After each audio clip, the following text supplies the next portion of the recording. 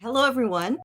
I'm Christina Higa. I'm from the Pacific Basin Telehealth Resource Center, and this session is focused on mobile technology, infrastructure, and EMS. However, we'd like to start with thinking about the role of telehealth in improving patient care. And so I would like to introduce our first video. It's of Dr. Matthew Koenig of Hawaii. He's a neurointensivist. And he's also the telemedicine director for Queens Medical Center, which is one of our largest health centers in Hawaii. Dr. Koenig is also a true telehealth champion. He not only expanded our telestroke network, but he also was a very strong advocate for creating enabling telehealth policies and telehealth partnerships in Hawaii. And all of his work in this area is with the main objective of improving access to care and health equity. In this video, we're about to show Dr. Koenig will explain the importance of time and stroke and also the potential benefits of telehealth and stroke care. Hi, I'm Dr. Matthew Koenig. I'm a stroke neurologist and neurointensivist at the Queens Medical Center, and I'm also the medical director of telehealth for Queens Health Systems.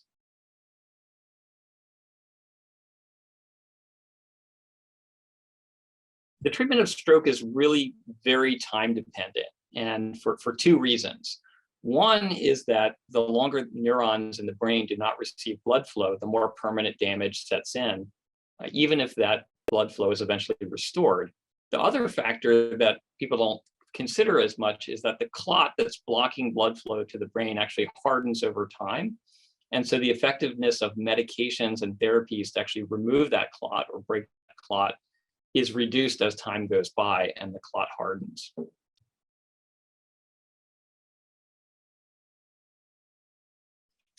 The story of stroke treatment and the story of telemedicine are really combined. They're really the same story in a lot of ways. And that's because in the late 1990s, when TPA, the clot buster medication, was first approved by the FDA, that's a time when technology was advancing to allow stroke specialists to reach beyond traditional borders and treat patients with strokes in smaller communities and smaller hospitals. Telemedicine is a really important tool for neurologists at stroke centers to reach beyond their walls into smaller communities and smaller hospitals that don't have a neurologist on call, and lend the stroke expertise that's necessary to make safe and timely decisions for patients who are having strokes in those areas who otherwise might not have access to a professional. The link between telemedicine and stroke really continues now as we grow beyond the traditional hub and spoke telestroke models into the pre-hospital setting, where neurologists and other stroke experts are able to see patients in the ambulance before hospital arrival, identify stroke in the field, and make sure that patients are taken to an appropriate hospital that can treat that patient for stroke. Treatment of stroke patients is sometimes not straightforward, and an expert opinion is needed from a stroke neurologist. It's important that we're able to look patients in the eye when they call 911, we can tell them wherever you're taken for treatment of that stroke, you're going to be seen by an expert with knowledge of stroke treatment who can examine you and help make decisions on how best to treat that stroke. And telemedicine enables that neurologist to reach beyond the walls of their hospital into smaller communities that otherwise might not have access to that kind of expertise.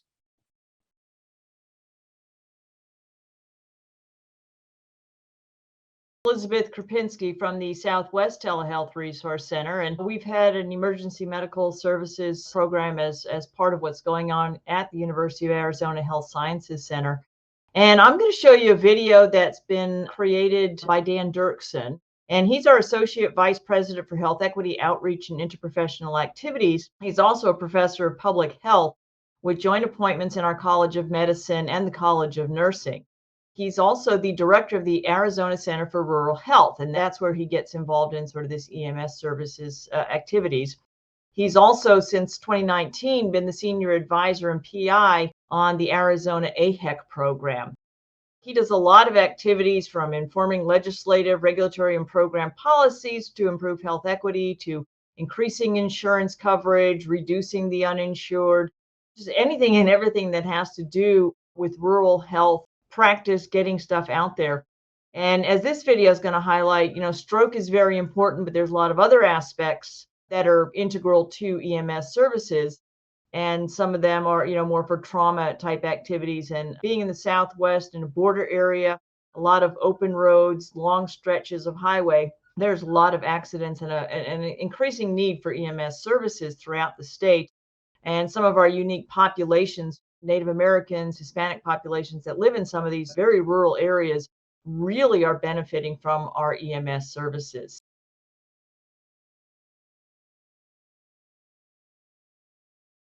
Certainly seen during this intractable COVID pandemic, the value of telehealth technology.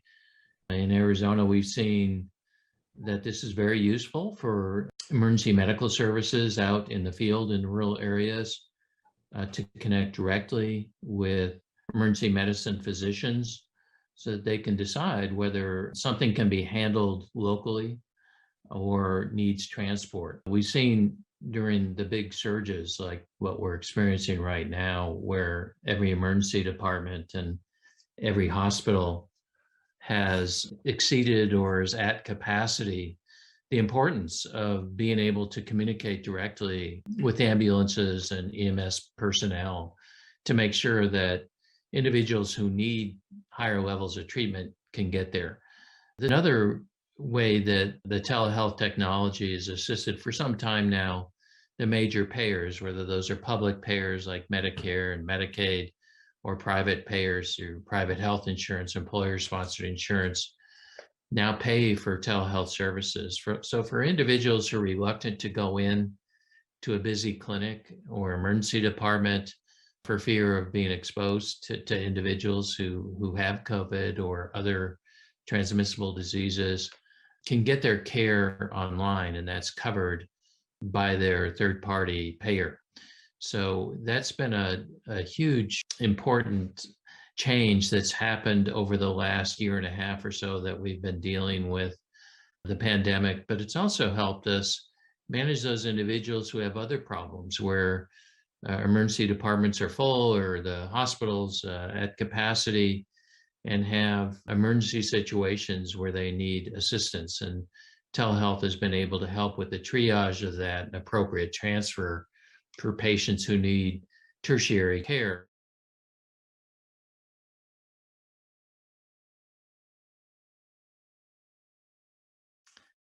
Well, we've had some challenges for some time with certain parts of rural areas of the state where individuals, say in the northeastern part of the state, say on the Navajo reservation, where the facilities may quickly exceed or saturate their capacity and need assistance. So we've seen the ability of telehealth to help manage either the transfer of those patients or the management of those patients on site in a rural or critical access hospital, Indian Health Service site, or a tribal operated clinic or hospital. And so the telehealth technology has really expanded the reach.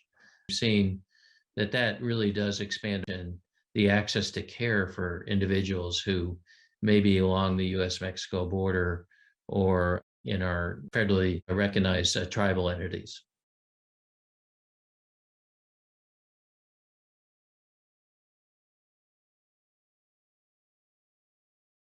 Hello, everyone. My name is Thomas Corey, and along with Brian, I'm an engineer at the University of Virginia Center for Telehealth. In a moment, we are going to show you a few short videos simulating transport of a stroke patient at different levels of cellular bandwidth. As you watch, please note the range in video quality, and afterward, there's going to be a poll where I'd like you to assess which video you consider best for a physician encounter. Thanks, Huckleberry, baseball player. Thanks, Huckleberry, baseball player. Thanks, Huckleberry, baseball player. Thanks, Huckleberry, baseball player.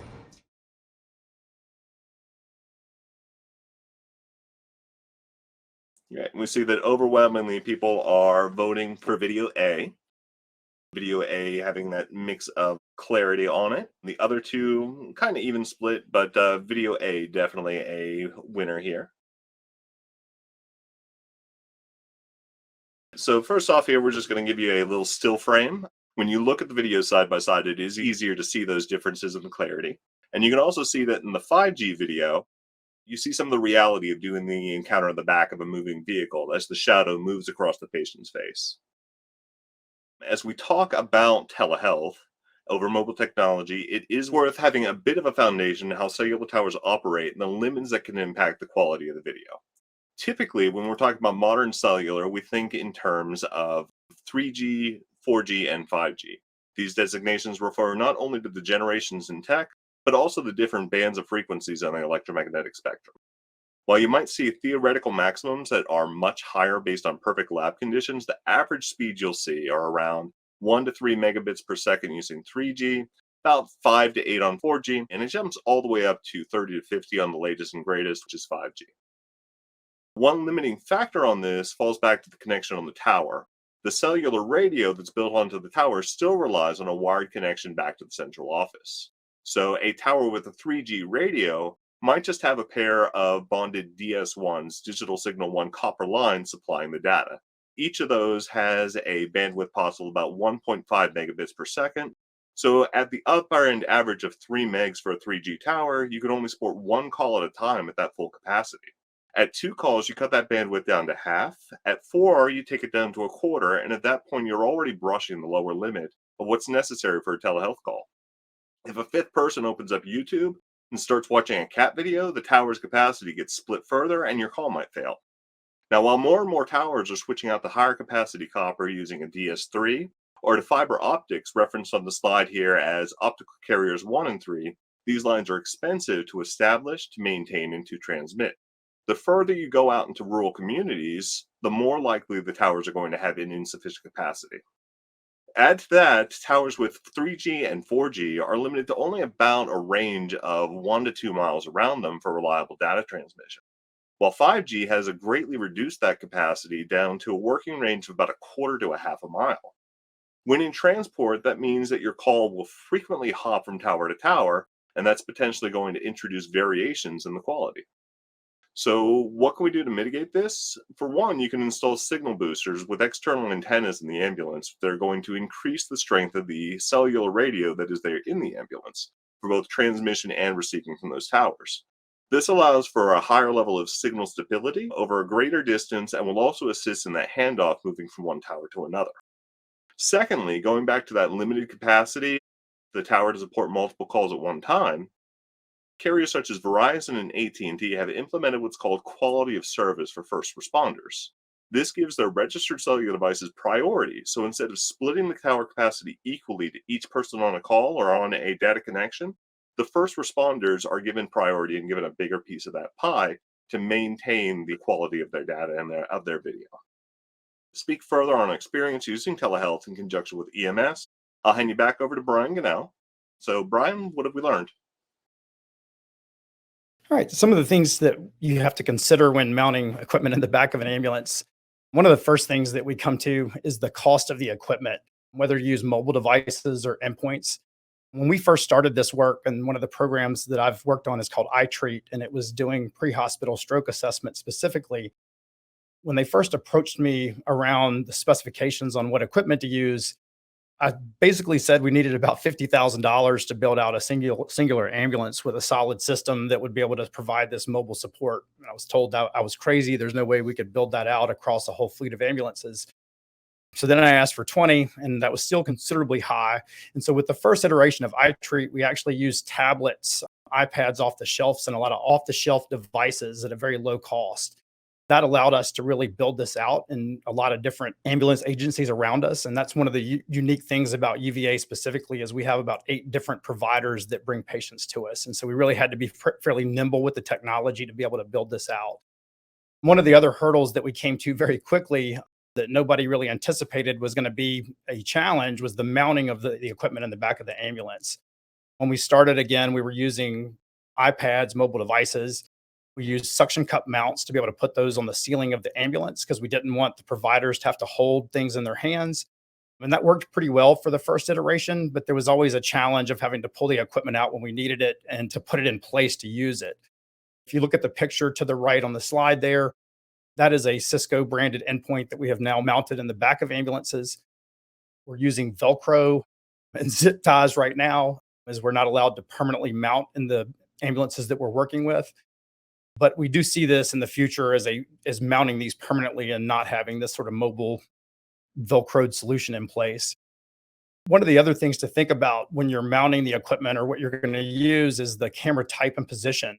We're using pan tilt zoom cameras now so that the physicians dialing in can actually move the camera around and they can see what they need to see. So if they need to look at the eye movement or they need to look at the legs, they're able to control those cameras by themselves. But it's something you have to think about where and what you're going to put in the back of the ambulance, and then whether you're going to be directing the EMT to move that device around or if they're going to be able to do this completely hands-free. We really try to go with the model that the EMT has to do very little once we start the system and get the call established. They just need to stand back and listen and be there just in case there's some questions they need to answer.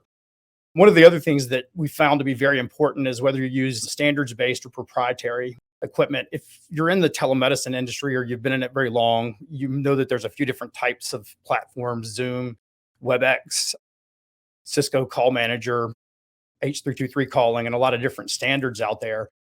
Trying to find a singular system that all the different providers use is a challenge. And that's why we've always really focused on standards-based SIP and H323 calling, is that gives us a pretty wide array of people that we can call. But making sure you have those systems established at the facilities that you're going to be referring to, and then have providers available there to answer with those systems is key. And that's been a big challenge to make sure that we have that with all the different providers and systems that we work with. Some of the other things to keep in mind in the back of the ambulance is audio is always a challenge. You have to deal with a lot of road noise and air handlers. And sometimes the simplest thing to do is just to turn off the air handlers, the HVAC system. They bring a lot of air noise, but those are the simple things that you have to think about to help improve the situation. A lot of the software and applications that we use now does have noise filtering. This does present some unique challenges in the fact that it could actually cut some of the audio out that may be important for the physician to hear.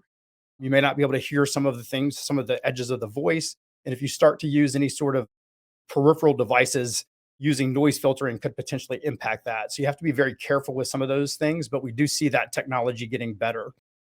Patient audio, we've actually had both external speakers and headphones deployed in the back of the ambulance. A challenge with the headphones is the EMT may not be able to hear what's happening between the physician and the patient. External speakers require other things that have to be hooked up in the back of the ambulance and powered. So just things to consider as you're doing this. Some of the other barriers that we've come across, and to be honest, the bigger barriers in the whole situation is the people factor at a lot of the different EMT agencies that we work with. There's a lot of turnover or people that cover during different shifts. And so making sure those people are properly trained, the time of the transport, so how long they're going to be in the back of the ambulance on the way to the hospital, or if they're going to stop at, say, like a touchdown point. We're in a pretty rural environment, and we have some places that might do helicopter flights back to the hospital, and the potential for the EMTs to stop and have a conversation with a physician at one of those stops before they take off in a helicopter could be pretty powerful, cutting off time when they get to the ambulance. As we've heard too, mobile bandwidth and coverage area is always a big challenge. So you have to really do a lot of testing and to understand what your mobile environment looks like. And then having those available providers to be on the other end of the calls. That really is one of our last challenges, is making sure that we have the physicians and the workflows in place to be able to serve these patients wherever we go.